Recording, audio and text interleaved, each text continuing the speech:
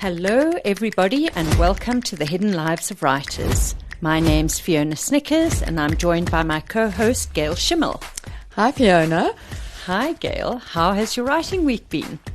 Fiona, okay, so I want to follow up from what I said last week, which was I talked about making the time in the morning. Mm-hmm. And I want to add a realistic check to that before I get into my writing week, that this week I've missed 2 of my writing sessions in the morning because my day job felt so overwhelming that I realized that if I wrote first, I was going to make myself more anxious.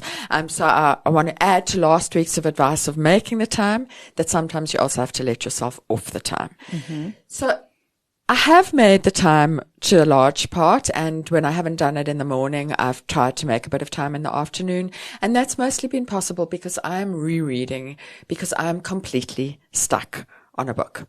Okay. I had 35,000 words, and literally it was 35,000 to the word, and I stopped, and I didn't know where it was going, and I didn't know how to carry on, and I didn't know how to get myself started, and I reread. Mm-hmm. And I reread slowly, and interestingly have added about 1,500 words as I've gone through that reread, just clarifying, cleaning up, that kind of thing.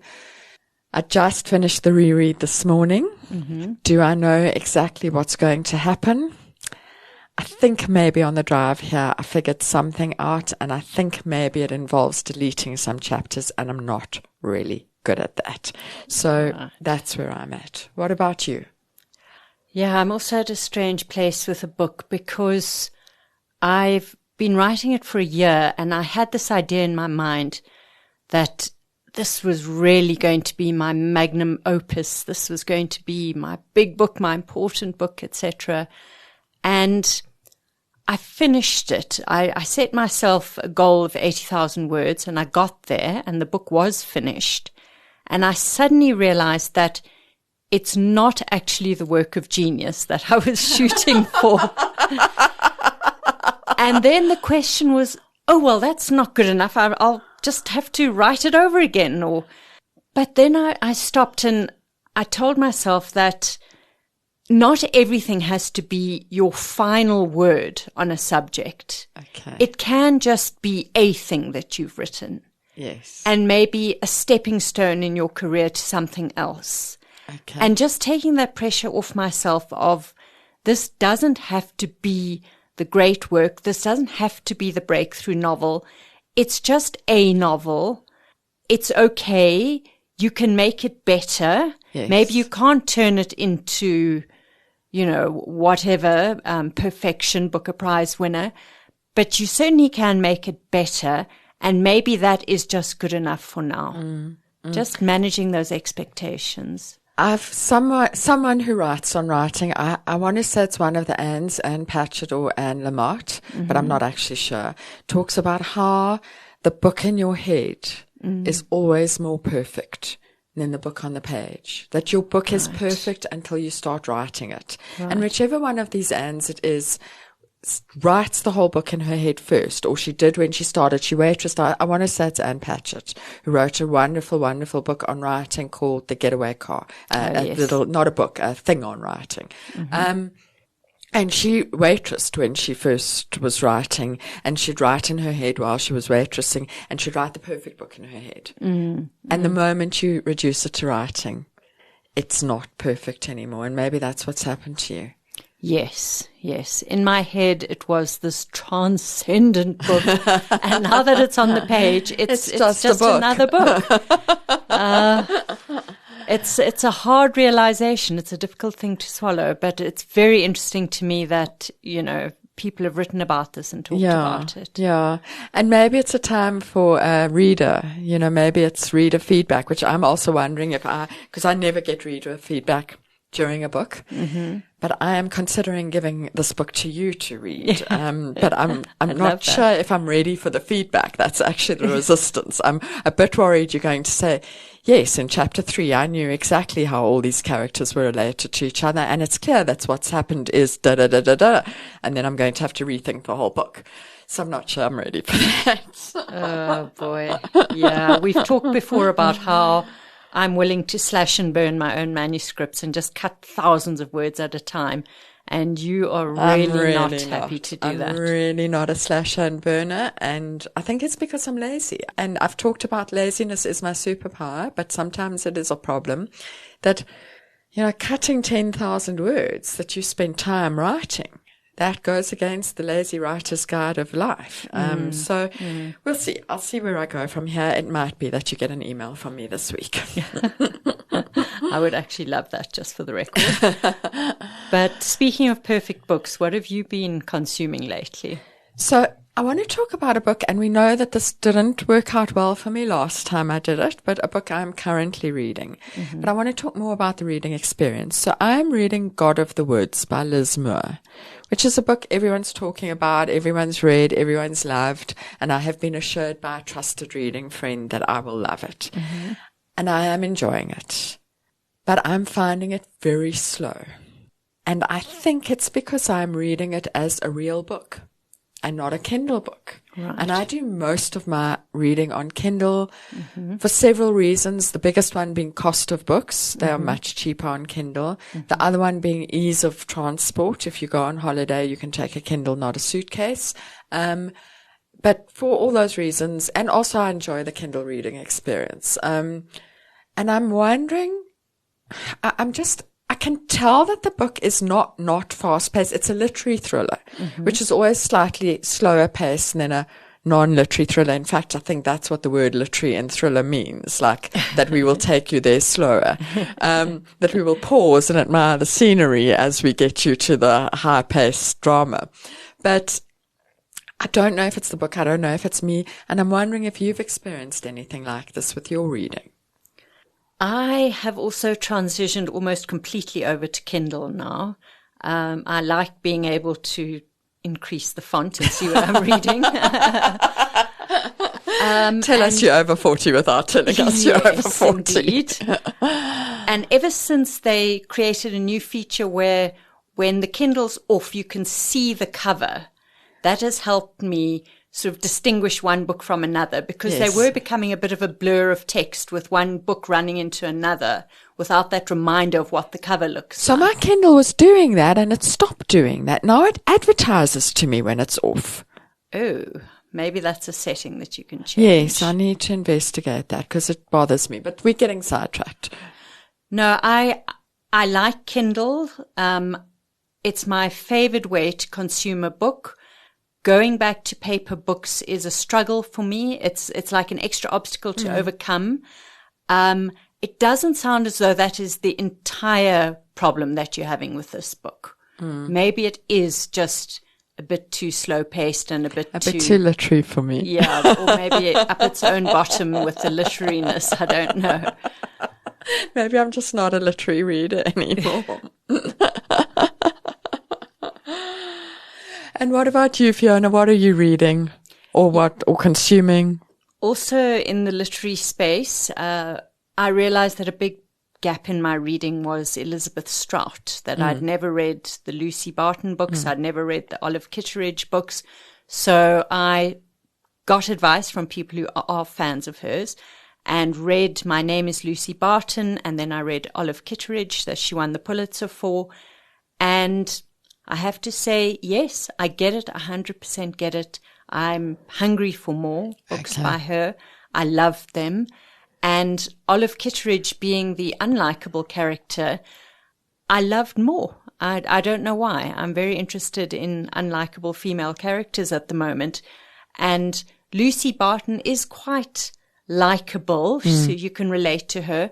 Olive Kitteridge has some really bad moments where something gets in the way of you liking her. You can understand her, but she's difficult to like. And I just loved that. I just loved living in that difficult, contested kind of space where you're struggling with your relationship with the character. So absolute works of genius. Love them. I'm a convert. And am I making something up, or am I remembering correctly that the latest book they meet? Yes, indeed. I believe so. I haven't read them. I'm wondering if that's a lazy choice on her part to take her two favorite female characters and make them have a conversation. I have heard it's magnificent. Oh, okay. All right. I have heard. I have read one or two and I like them, but not enough to like go into a deep dive, reread them all. And I find I'm very scared of Lucy Barton's backstory. Yes. But apparently it never comes and hurts you. Okay. But I'm very scared of it. So I'm scared of reading more because I'm scared of finding out more. Well, an author who writes some likable and indeed lovable characters is our guest today. Our guest today is Penny Haw. Penny is the author of two children's books, Nico and With Love, Jen. She's also the author of The Wilderness Between Us, The Invincible Miss Cust, and The Woman at the Wheel. And coming up, for us it's next month, maybe by the time this podcast has been released, the book will already be available. A new book called Follow Me to Africa, the story of Mary Leakey. Penny, thank you for your time and welcome. Thanks very much. It's really lovely to be with you, Gail and Fiona. It's a great privilege. Penny, you know what we're going to ask because you listen to this podcast. How was your writing week? Well, I've actually had a good writing week. It's actually been an editing week. I've spent the last 6 weeks, in fact, I looked yesterday because I was thinking I feel like I've been doing this forever. I've spent the last 6 weeks revising my next book, the one that comes out in 2026. And it has been the hardest book I've written. It's another work of historical fiction. It's about Caroline Herschel, who was the first paid woman astronomer. She lived she was actually German and she lived in Britain in the 1780s. And she was a paid astronomer. She worked as an assistant to her brother initially, and then worked on her own as a paid astronomer for King George III. And the book, it's just been an extremely difficult book to write. And it's been very interesting because I've realized that it's more about the character than the story. It's taken me a very long time to get to know Caroline. The characters of my other historical fiction, Aileen Cust, the first woman veterinary surgeon, Bertha Benz, the wife of Carl Benz, and Mary Leakey, the one that's coming out in February, they were women that I really related to.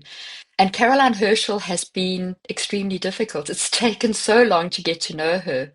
And so my editor had my first draft and it came back with plenty of revisions, and that's what I've been working on. But this week I have seen the light at the end of the tunnel, I hope, because one never knows, does one? But I feel as if it's been a hard 6 weeks, and as I say, yesterday I was thinking about it and I thought it's like tending a garden when you're editing something and you're revising, you weed and you prune and you plant things. And then yesterday, suddenly I thought, I can see it now. So I'm hoping, as I say, one never knows, but I'm hoping that I've overcome something. But that's where my week's been. It's been a good week, but it's been an editing week. I'm kind of interested because we've never talked in depth about what goes into that editing work. We say editing like everyone must know what we mean. And I know it's different for different people and different editors and what do you get back from your editor and how do you attack it? Like I know I get notes and I get on the manuscript comments and then I've got a process of how I attack that. What's it like for you?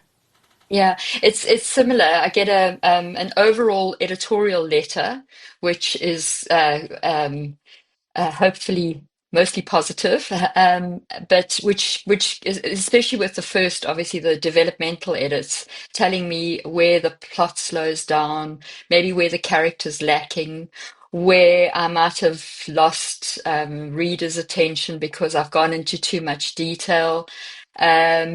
And the I guess the first edit, this one that I'm working from, is very much the developmental one, and because it's been a difficult book, it's actually the first real overhaul of a book that I have experienced. And I'm working with a new editor. My editor on the previous three historical fictions has left the company, and I have a new editor, which is always scary when you've worked with someone and then you work with someone new. But I'm very happy with her edits. I mean, she's been fabulous in directing me without directing me, kind of, I guess, showing me where she sees the problems are. And it's yeah, it's this one has been big, and it's required all these weeks, and I've been at my desk. Just the, unfortunately, the edits came back 2 weeks before Christmas, so I've kind of been at my desk all the way through, with some days off here and there. But it's been tough, but it's a good learning experience. And how do you personally respond to the editing process? Do you become defensive, or do you embrace correction? Do you take well to it? How do you respond emotionally to an editor's input? I guess the first thing is, oh no, that's the first response. But I had an inkling that this book was not where it should be. So, to be honest, I wasn't surprised with this particular one. And my husband reminded me the other day when I was complaining, obviously, he said to me, he said, remember you always said, well, long before I was published, I said, I can't wait to work with an editor who would really challenge me, and that you learn as you go along and you work together, and that's really what the process has been. So it's been a bit of a case of beware of what you wish for. But for this particular one, I was not surprised. I'm actually not that defensive, and I think it's something that I've learned from having been a writer my whole life. Working as a journalist and a columnist, I learned I learned the value of good editors. I mean, I don't know about you two, but having a good editor is just the most wonderful thing. I always think it's such a privilege. So I'm not defensive, but I will defend things that I think that I kind of strongly believe should not be changed. And obviously editors also miss things. Editors will do things like say, "Don't you think you should explain this a bit more?" And then you read a paragraph ahead and you think, "You didn't quite see that it was all explained there." And then I will defend things, but I'm not. My default emotion is not defensive. I'm boringly compliant, probably. I like that description because I think it describes me as well, that I'm an unexpectedly compliant person. Boringly compliant is going to be my new hat. Before we leave process, tell us what it looks like when you're writing a book. We'll talk a lot about your ideas. I know both of us are interested in where the ideas come from, but when you're in the thick of writing, how many words a day, morning, evening? I'm a very, dare I use it again, boringly business-like writer. And it's another hangover from working as a journalist. Working as a predominantly freelance journalist in the last 10 years of my life was a case of, if you aren't at your desk producing articles, you're not going to send any invoices out. So I'm very disciplined about getting to my desk. I love my office. This is not my office because my office has got very high ceilings, and thought the echo would be awful. But I love my office; it's my favorite place in the house. And I keep business hours actually, although I do first of all go for a run, walk the dog. So my business hours are not quite 8 till 5, but I love being in my office. I love working. I love feeling productive. So yeah, I'm not someone who sits around waiting for the muse. I I probably, if you ask me where I want to be, I want to be somewhere writing. So it's my first choice. Um, and how many words a day? It really depends. It depends on where the story is, which story it is, and each of my books has been quite different. I know that with, for example, the first historical fiction about Aileen Cuss, the veterinary surgeon, just um, it kind of just flowed out of me. And every evening I'd come downstairs and bore my family to tears, telling them about what I'd written and how amazing this woman was. And actually, they say to me now, "You never talk about your books anymore." I guess I think, well, you've heard enough. But with a story like that, it really just it was so wonderful to write. I just couldn't wait to write it. I mean, her life was so extraordinary. So it's hard to say how many words a day, but my hours are definitely there. And if I can keep myself away from social media, because that is a terrible thing, I tell myself I need to be there because one has to do all this promotion and what have you. But man, it is distracting. It is terribly distracting, and I'm definitely among those people who's become a bit addicted to it, and that it's. I almost reward myself sometimes when I'm pressing a deadline. I go, okay, if you don't look at it for 3 hours, then you can have 15 minutes. It's like an incentive. It's 3 hours. I'm not saying it happens. I try to tell myself, but yeah, it's a very distracting thing. But yeah, I just think I'm the luckiest person because I just love writing and even the editing. I mean, I sound like I was complaining about it earlier, but I love that feeling of facing a challenge and seeing it work. It really fills me with joy.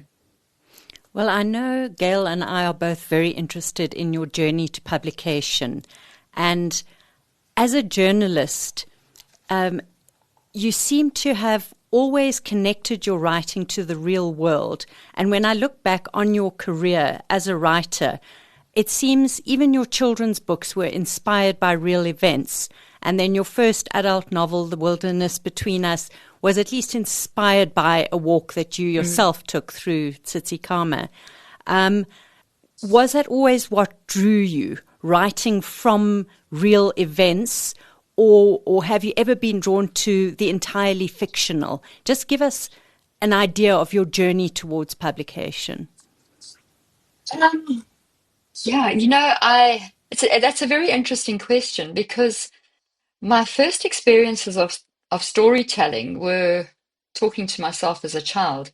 I grew up on a farm and I was the youngest and the only girl. I spent a lot of time on my own. I loved it. I walked around and I told myself these amazing stories out loud. I pretended I was talking to the dogs, but I was really talking to myself. And I told these fantastical stories where obviously I was the hero. At some point, I was Susan the lawyer, which still surprises me because unlike you, Gail, there was no legal connection in my family. I come from a family of farmers, and but somehow I learned what a lawyer was, and I was going to be Susan the lawyer, and then after that I was Penny the vet, and the stories, I guess they were based set in an environment that I understood. Definitely the vet anyway, because it was on a farm and I loved animals. But they were pure fiction.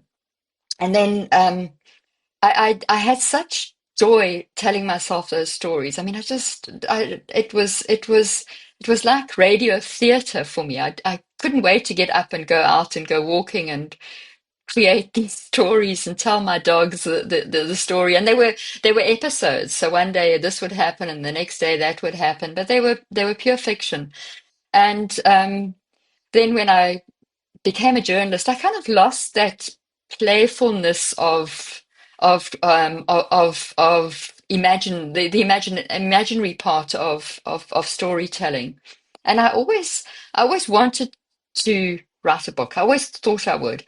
And at some stage, my son had obviously heard me saying this too often, and he said, "Well, just do it, you know." And I realized I was terrified of the idea. Um, Somehow you get comfortable with what you know. The idea of long form makes you feel quite vulnerable. It puts you in a different space.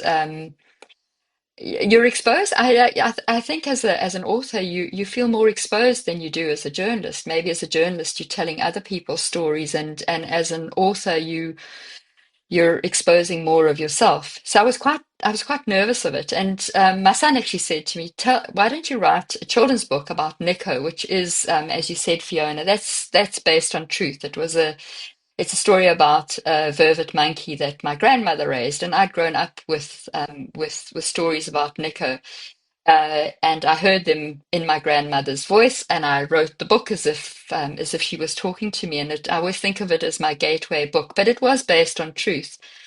And but it did make me realize how much of the playfulness of writing that I was missing. And I really loved the process. In fact, I wrote it only after hours because I felt so guilty about the joy that the writing was giving me that I thought it wasn't work. So, you know, I had to, and at that stage I was still working, but I wrote it only on weekends and after hours because it felt like it was too pleasurable to be work. Very strange, I know, but that's just the way it Yeah, I is. love it. I And love it. and I absolutely loved that. And when Nico was published, so a man here in Hout Bay where I lived was starting a writers group. He's an author, and he was looking for some people to join his writers group. And he somehow found out about me, and he asked me if I'd like to join. And I actually, at that point, hadn't thought that I'd carry on writing fiction. I mean, it was just something that I'd done for fun. And I joined the writing group, and with that particular writing group, we were each working on our own projects, preferably a novel, and we would meet twice a month and take turns in workshopping each other's work. You know, a chapter of each other's work, and so that's kind of how I continued writing fiction. And yeah, your question was based in the truth, and in fact, the first adult novel that I wrote has never been published, and it was also based on something that I experienced. I had a bicycle accident when I was 23, 20, yeah, about 23, and I was unconscious for about a month. I lost about a month of my life. I fell on my head, and I was out of it. And when I came to, I had no memory of the accident. I remembered um, moments leading up to falling off, but I had no memory of the accident. I had no memory of being in hospital or of anything. So essentially, I'd lost a month of my life. And so the first novel that I wrote, I explored that experience, what it was like, what it could be like, not my experience of it, but what it could be like if you had an accident and people that knew you didn't find you, or you found yourself somewhere else or whatever. So I guess yeah, so that book was the book that got me my first literary agent, but it was never acquired by a publisher. So that one sits quietly somewhere. Um, and then, yeah, I guess it's just that nugget of something that I've experienced, like the Titsikama. I had done the hike. The Wilderness Between Us also explores the anorexia, which I experienced as a teenager and young 20-year-old. And I guess it's just things that I feel I understand a little bit, or maybe I want to explore in myself. Um, but yeah, so there's definitely an element of truth there, and certainly the settings and the animals are things because I love the outdoors and I love animals. So those things just bring me such joy to write about. I feel like I can't actually write a book without there being some animals and without there being some lovely settings outdoors. that's just who I am. Yeah. It feels to me as I've kind of followed your journey, reading as you've grown as a writer and looking back at it, it feels like you were looking for your exactly happy writing place, and now you have found it in the historical fiction. And I mean, I'm the biggest fan of I can never remember what it's called, The Wilderness Between Us. I've just looked at Fiona's notes. I can picture the cover perfectly, but can I remember the title? No. I'm a huge fan of that book. I love the ending of that book. But when we get to your historical fiction, it's like you've really found your voice. Is that a true reflection? And how did you get there? How did you come to the historical fiction? Well, actually, it was never my plan. So it was a surprise. And in retrospect, I think, well, how did I not see it? Because I loved history at school. It was a go-to subject for me, and certainly I've always been interested in history, but I hadn't planned to write historical fiction.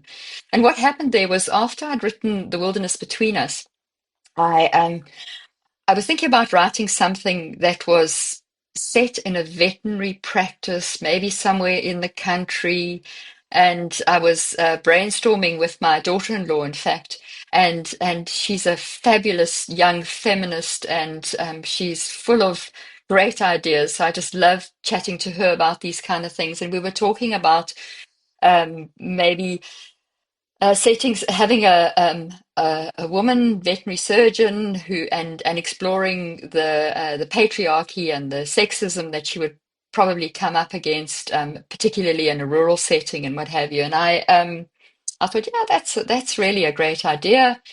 And I Googled, when did women first become veterinary surgeons? And that was when I came across Aileen Cust.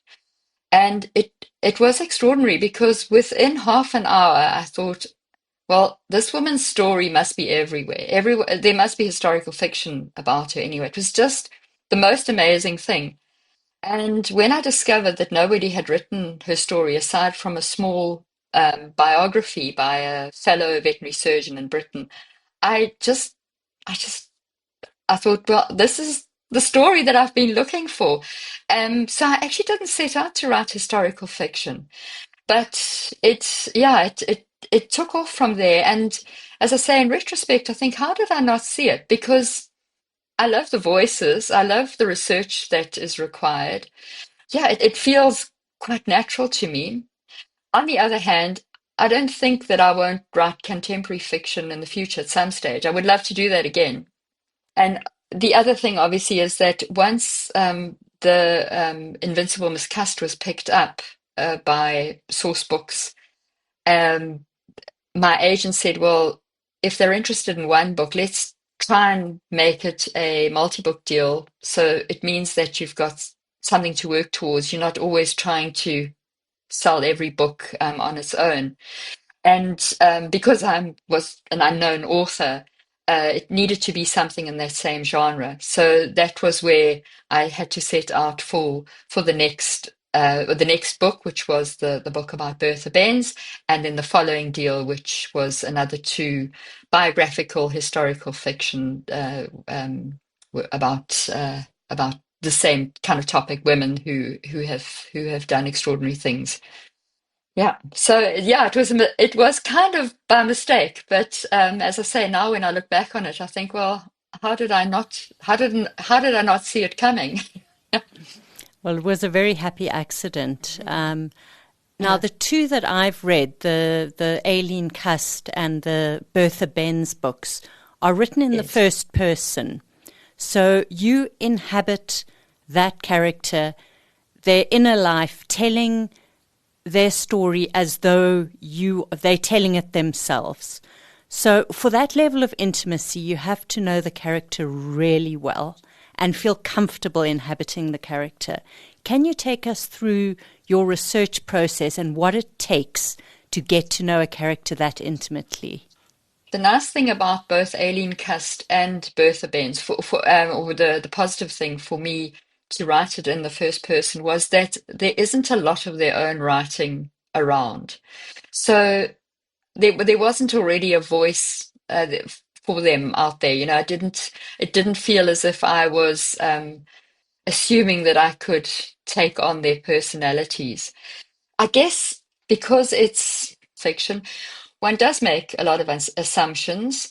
Aileen Cust, there were a few copies of speeches that she'd made later in her life that I could read. There wasn't, but there are no autobiographies written by either of them. Bertha Benz, obviously Bertha spoke German. She wasn't even English, that was already a separation.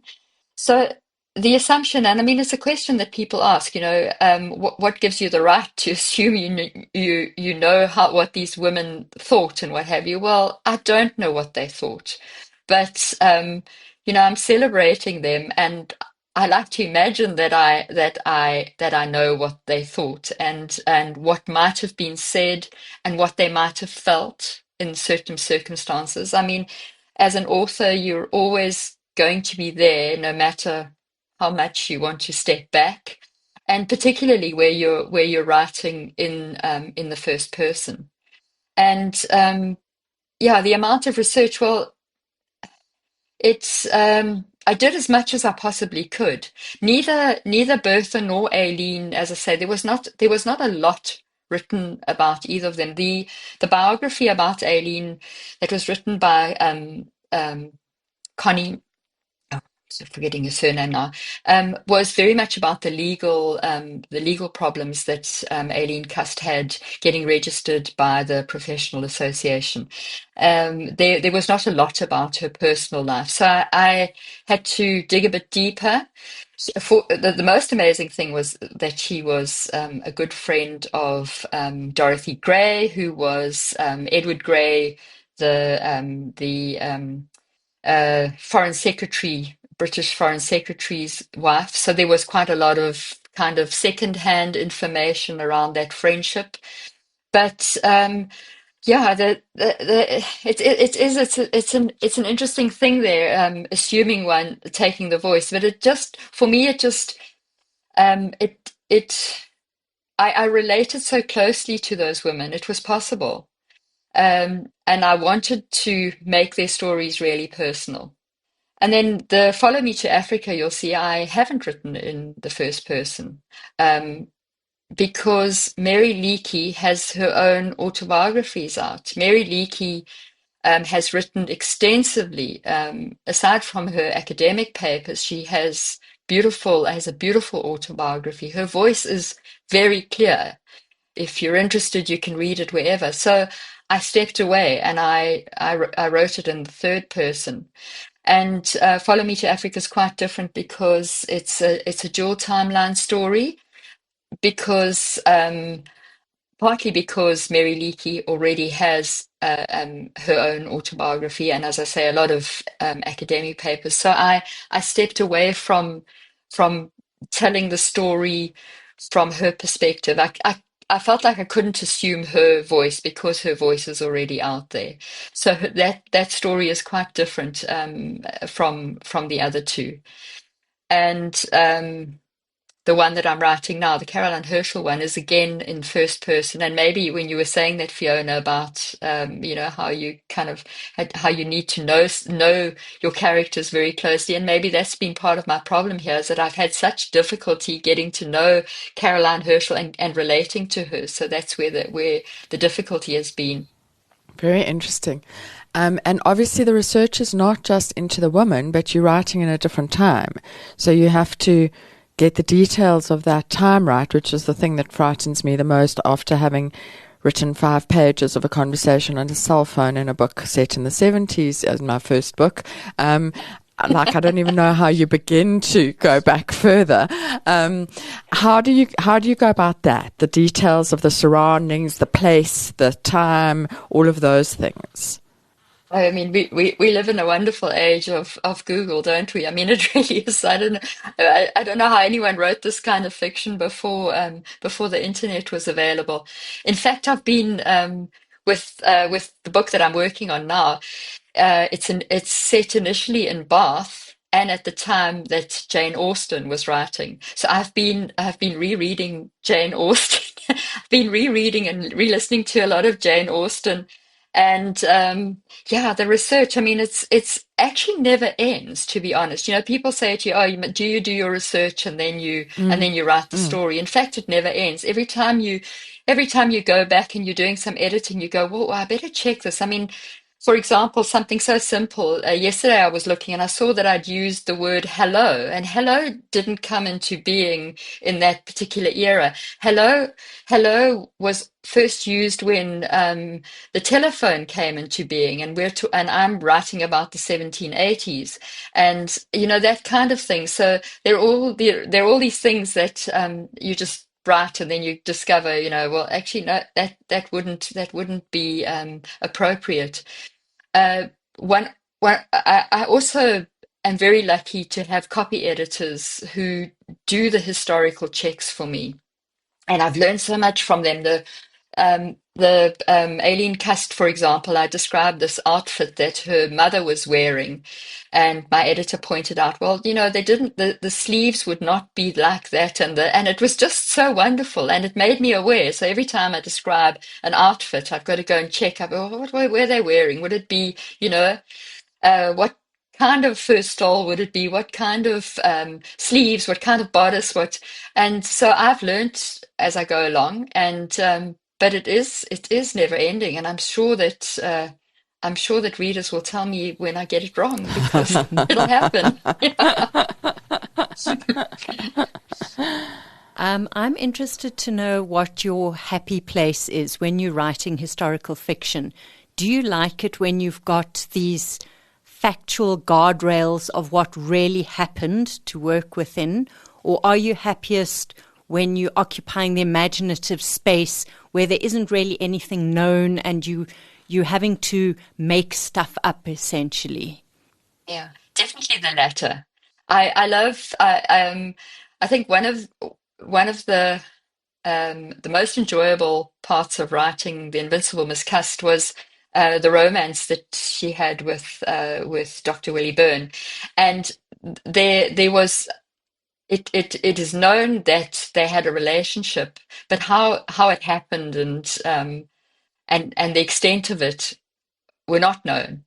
And I was so excited about giving her some joy in her life after all the difficulties that she had to endure with her family and the law and the church and everything, that I absolutely loved imagining the joy that she could have had in this romance with the other vet. Yeah, I think that's definitely the joy.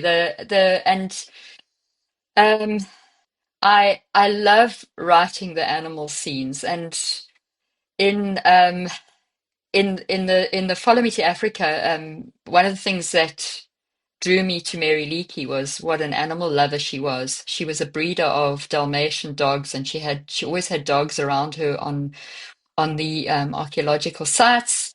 She yeah, she and I love that. And there's actually a cheetah in it, which is also based in truth. So when it comes to writing about the animals, I'm also, yay, this is the scene with some dogs and the cheetah, or a visit to the Ngorongoro crater or whatever. That's definitely a happy place, writing about the bush and about animals, and about the joy that humans get from animals, actually, the companionship, the pleasure that animals give them, and I guess that's why I choose the characters I do. Penny, I want to go back a little bit into the publishing journey, because you're not a South African author in a sense. You are an international author. Fiona and I made ourselves quite jealous looking at how many reviews you've got on Goodreads. Had a little moment of feeling inadequate and bitter, but we got over that. You've done it the international way, and I think you've been very lucky in that you've done it internationally, but you have local recognition. But was that always your intention? Did you set out and go, if I'm doing this all over the world. I'm not just going to be published in South Africa, or did you just fall into that? I didn't do it intentionally. I actually, it was Bridget Impey from Jacana who put me on the route. I wanted. I guess I didn't really know anything, or know a lot about how it might work. Nico was published locally by Penguin Random House, and I was so naive at that point. I actually imagined that if one was published locally, then obviously the book would just be available everywhere. Um, and when I was looking for a publisher for the story I wrote about, the one based on the head injury, I went to the pitch to publishing initiative, which Bridget Impey and her colleagues at Jacana used to have, and I pitched the idea there, and Bridget said to me, you know, you should try and find an agent, find an international agent, because this kind of this kind of writing will do better. And I don't know if she was just being kind and trying to get rid of me, but she just. So I thought, well, okay, if that's what I should do, then I'll do it. And that was what I did, and I went into what you'll know as the query trenches, and I took all the rejection, and I uh, I went through weeks and weeks of submissions, and but I, it was such an interesting process, and I think because I'm someone who has just been raised to, if you want to do something and someone says no, just see if you can prove them wrong. So so I endured that, and when I found a literary agent in the US, I thought, oh, it's this is where we go. But then that she was very excited. That was, as I say, the book about it was actually set in the Unkomas in KwaZulu-Natal, based on the with a story about the head injury. And she was very excited about it, and I thought, oh, this is going to happen for me, and it didn't. And in the interim, I came across the story about Aileen Cust, because obviously the thing is that when you're on submission, you shouldn't focus on the book that's on submission. You should be working on the next one. And the agent didn't like my idea of the invincible Miss Cust. And so she and I went our separate ways. She said the story was too quiet. She didn't think that she couldn't see a market for it. And so I was without an agent again. And then I thought, oh, now I have to start all over again. So the book that I'd signed her with didn't sell, and I was kind of back to square one.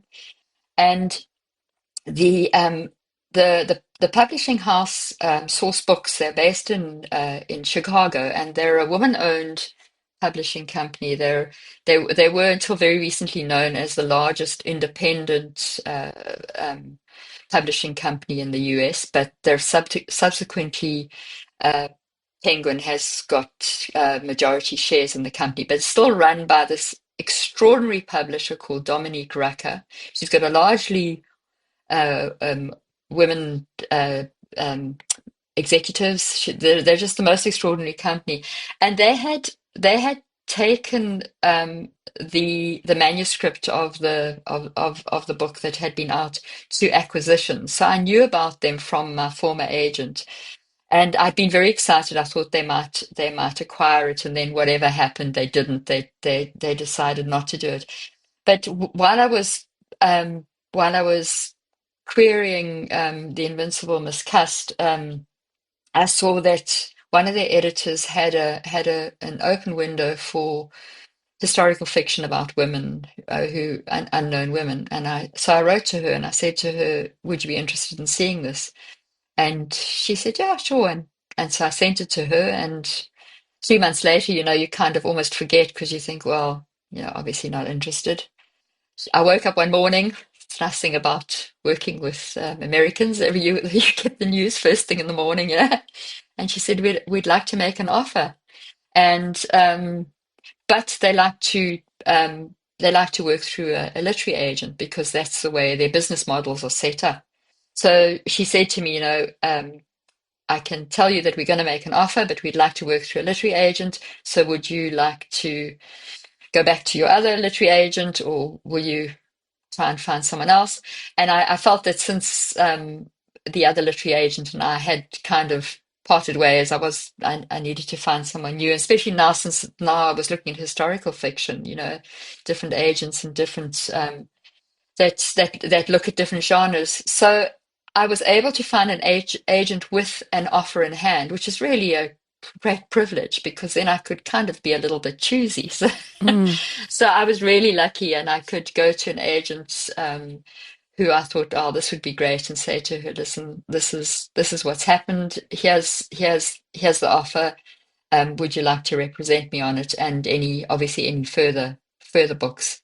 And so that was how I signed with Jill Marsall of Lions, Mars of Lions.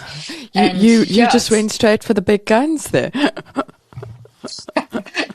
yeah, no, it was really fortunate. I mean, but it just shows that there's so many different ways to getting published, but they all require perseverance, I think, bit of staying power. Hey? I mean, you guys will know.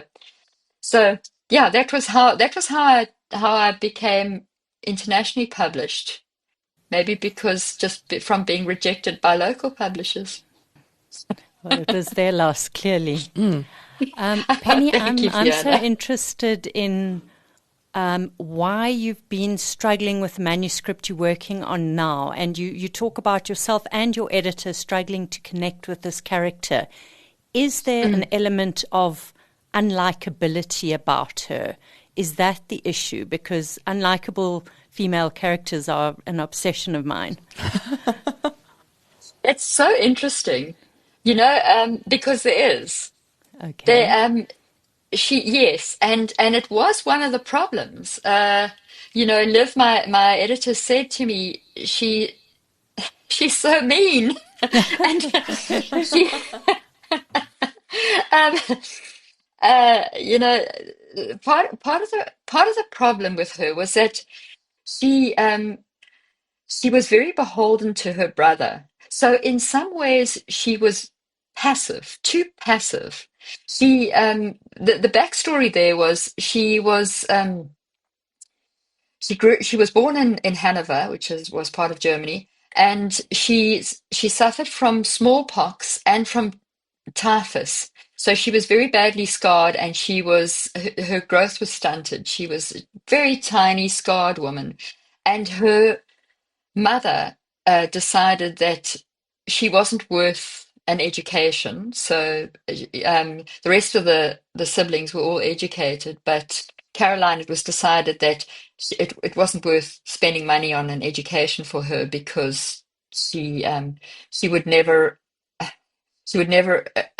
attract a husband anyway. I'm not quite sure how that worked, but anyway, I Yeah. guess at the time it's like you just to know, and so she she'd essentially become the family servant, and her one of her brothers, William, went to England to work as a musician. He actually avoided conscription. At that point the Prussians were fighting the French, and he hopped across to England to avoid conscription. And he was a musician, and for some reason, he was someone who cared about his younger sister. He was the only one in the large family that really seemed to care about her.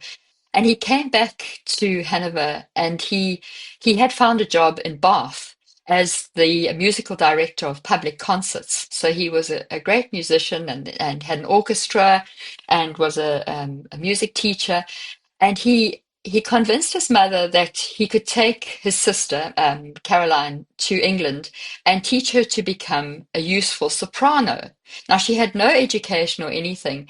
And the mother was very against it because she was losing a servant. So he had to pay their mother the cost of a servant for another few years in order to take the sister. I mean, how awful is the story? But anyway, so he essentially rescued his sister. She was age 22. He took her to England. She had barely any education, and he taught her music. But at the same time, he had begun to get interested in astronomy, and he was a very clever, resourceful man, and he taught her to become a soprano, and she sang with his concerts, so she was useful to him. And the deal with her mother was, as long as she was useful to William in England, she didn't have to go back to Hanover. So she was going to be useful to William, and she was so beholden to him for essentially rescuing her and giving her a life of purpose as a singer that um, her memoirs um, and papers written about her make her this woman who just can never own her own brilliance, because she was pretty brilliant too. And it's a frustrating part of it. And the meanness of her was that she was very possessive about her brother. And the big I'm getting all the spoilers here, but the big breakup was when at the age of 50, he fell in love for the first time, and he married, and it absolutely destroyed his sister. I mean, she was 12 years younger than him, but but she she um she was quite embittered, and yeah, so those were the problems with her. She's very passive, and she was just beholden to her brother. That it made, I mean, it was so difficult for me to, I guess, to understand why she wouldn't why she wouldn't just own her intelligence and her power, because she did have power, but she was she she she was self-effacing, and so I've had to work through all of that. And she was and she was unlikable, because she in a way, she was obsessed with her brother, and wouldn't allow anyone else close to him. And I guess that's part of the problem. And yeah, unlikable woman. I've been having this discussion with my husband a lot, and he's been saying, "But she sounds like a wet, unlikable woman." I'm going, "No, but she's not. She's not." And I'm still, as you can hear, I'm still battling to to say that, it's I my underlying motivation with these stories is to celebrate these women. Mm. So that is important, but it's been the stumbling block of writing about her. And it certainly taught me, um, to maybe choose my main characters a little bit more carefully for future, because I'm not scared of hard work, but this book has not been as joyful to write as the others were. I'll admit that. It's Well, been that harder work. that actually leads to one of my questions, which is, how do you choose the characters? How do you like? Do you read a story and then have a like? I relate to this person. How do you choose them? Because there are lots of women who've been silenced by history. Yes, yeah. Well, as I explained earlier, the way Aileen Cust kind of Mm. fell into my lap, because I was looking at veterinary surgeons.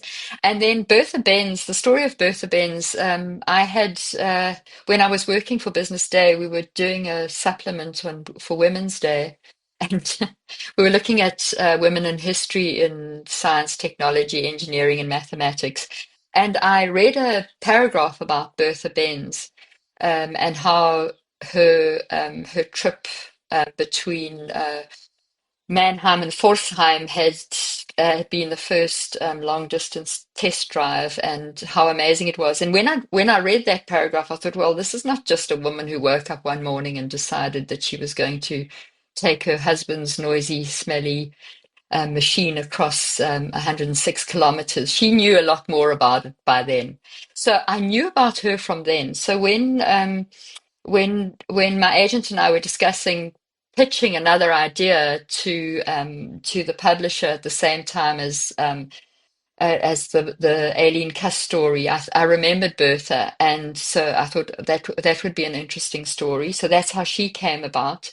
Mary Leakey, I had read her autobiography, and been quite fascinated by it. And what I tried to do in that story, I did the question that you often hear in interviews is, what would you tell your 18-year-old self? What would you, those kind of retrospective, reflective, what have you learned from the years of your life? And when I was reading the autobiography, I thought, wow, she must have been such an interesting person to learn from. Would make a wonderful mentor. And so that's actually where the idea came from. So the dual timeline, I've got a completely fictitious mentee who, when Mary Leakey is at the age of 70, is busy packing up her camp at Old Divide. A 17-year-old girl comes with her father for a 10-day stay, and the girl is battling with various things, and Mary Leakey, they connect, and Mary Leakey essentially tells her life story in a sense, and is a mentor to her. So that's how that story came about. And the Caroline Herschel story, in fact, I came across Caroline Herschel when I was researching Bertha Benz. Um, and at the time, I wrote a bit about, I think there's just a paragraph or so in The Woman at the Wheel about Caroline Herschel. And my editor actually said to me, I would love to see this as as a book, a story about Caroline Herschel. So that's actually where that one came about. And her story is fascinating, but yeah, the character has been the difficult part. But hopefully by the time the book is published, none of that will be obvious. Well, we are really excited about your two upcoming books, the one coming next month and the one Thank coming you. next year. In the meantime, Penny, as you know, we love to ask authors what they have been reading or listening to or watching lately that's made an impression on them. Okay. Yeah, I've been reading a lot of historical fiction, but I do love to read contemporary fiction as well. So, I mean, it's just like, so because the historical fiction can also feel like work when when you're reading something and you're kind of dissecting it as a writer rather than enjoying it as a reader. So I like to get away from that. I've just read an advanced copy of a book that's coming out in May. It's called Happy is the One, and it's by an author, a British author called Katie Allen. It's a very the premise is fascinating. It's about um, a a young man. He's in his 30s who his name's Robin. That's right, Robin Banks, and he's born on the day that the Halley's Comet flies across the sky. And he hears about the story about Ernest Hemingway, who was also born then, and then said that he would die 76 years later when the comet came back. And this young man, for various reasons, decides that that's the trajectory of his life. And he manages everything in his life around the fact that at the age of 76, when Halley's Comet comes around, that is when he's going to die. And it's just it's a beautiful, uplifting story about how we actually can't manage what happens in our lives, no matter how hard we try. So that's really lovely. That's coming out in May. Um, the other one, the historical fiction that I've just finished listening to, is called The Trial of Mrs. Rylander, and it's about by Denny S. Bryce. A very interesting story about Alice Jones, who was accused of passing as a white in New York in the 1920s. She she married a very wealthy young man. His name was Lenny Rylander, and his family were absolutely appalled, and they took her to court because they discovered that she was not white, and she'd never claimed to be white. I mean, but it's the story about the case. This this awful trial that happened in the 1920s in the US, but a very interesting story, and that's biographical historical fiction as well. I mean, it's one of these books, and that's what I kind of dream that happens with some of my stories, that you discover these stories that are, that are so extraordinary. You think, did this really happen? And you have to Google it to see, well, actually, this really happened. I mean, and there are stories that many of us wouldn't come across if it hadn't been fictionalized to some degree. So that was a really lovely one. And next to my bed, I have In Other Stories, which is an anthology of flash fiction, which was published last year by Caravan Press. I don't know if you've seen it. But I absolutely loving those. I mean, they're a collection of these short pieces that, when you read when you haven't really got time to read a few chapters of the book that you're reading. So I've got that as well. What am I listening to? Oh, I'm listening to. I mentioned earlier that I've kind of been going back to the classics with the Jane Austens and what have you. I've actually been listening on Audible to some of Thomas Hardy, which I haven't since school university days had listened to any Thomas Hardys and that, and I'm listening to The Return of the Native, which is read by Alan Rickman, which is absolutely beautiful, and it's reminding me how many things have changed and how many things have stayed the same in stories and in writing. It's lovely. What am I watching? I've been watching Shrinking on Apple TV. Don't know if you've seen that, but it's made by the same team that did Ted Lasso. Very uplifting, very interesting portrayal of a man with Parkinson's by Harrison Ford. Really enjoyed that. I think it's real escapism. And also Bad Sisters on Apple TV. I don't know if you've watched that, but yes, some wonderful Irish women doing some amazing things. So yeah, that's what I've been listening to and watching and reading. I'm sensing a bit of a tie-in between The Wilderness Between Us and the first series of Bad Sisters. But anyway. Yes. Before we sign off, Penny, belated congratulations on winning the Phillida Literary Award in 2024 for your body of work, awarded to a mid-career writer for a distinguished body of work. So congrats on that. And we hope everyone checks out your backlist, and most importantly that everyone buys Follow Me to Africa, which will be available in February of 2025. And we're looking forward to that and to the one after that. So thank you so much for your time, Penny. This has been delightful. Thank you, Penny. Thank you very much. It's been such a pleasure. Thank you. Gail, Penny Haw has been on our wish list for a long time, and I'm so glad we got to speak to her. You know, she's exactly what I needed today. I needed to speak to someone who's energized and excited by their writing. I needed to remind myself that writing is basically a joyful thing to be doing and a lucky thing to be doing. And I got that from Penny.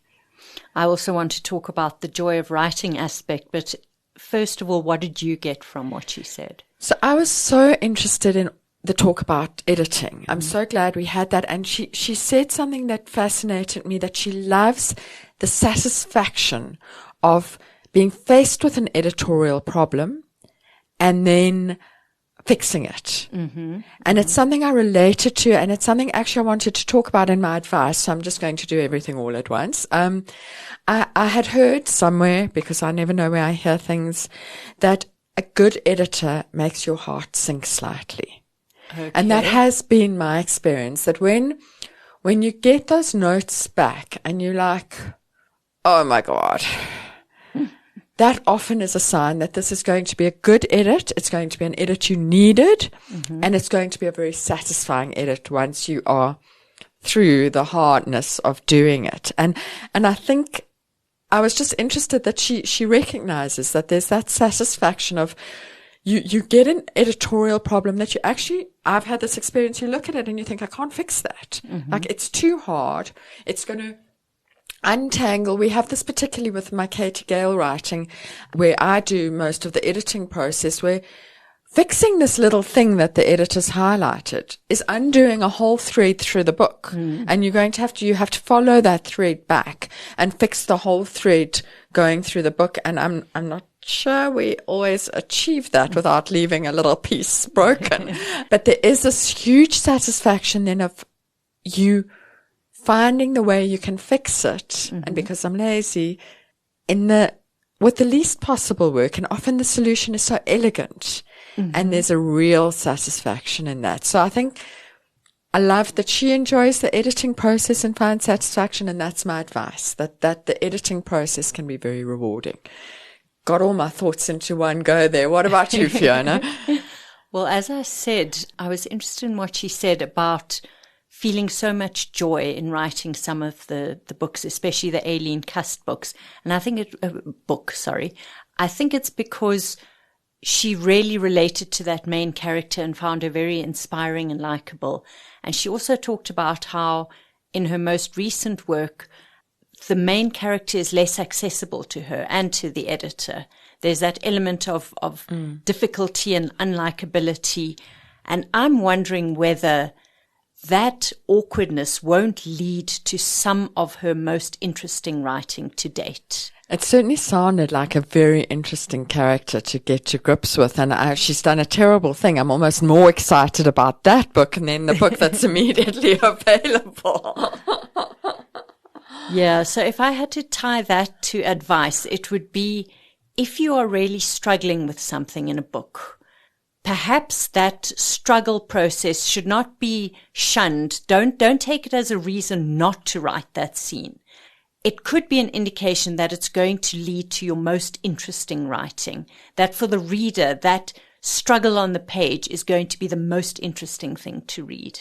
Now, I don't know whether I must delete my chapters that I've written or not, because what if that's going to be the most interesting thing to read, Fiona? You are confusing me with your advice. Send me that email, Gail. I'll look at it. So in the meantime, we want everyone to check out Penny Haw's books, especially Follow Me to Africa, which should be out by the time this podcast is out.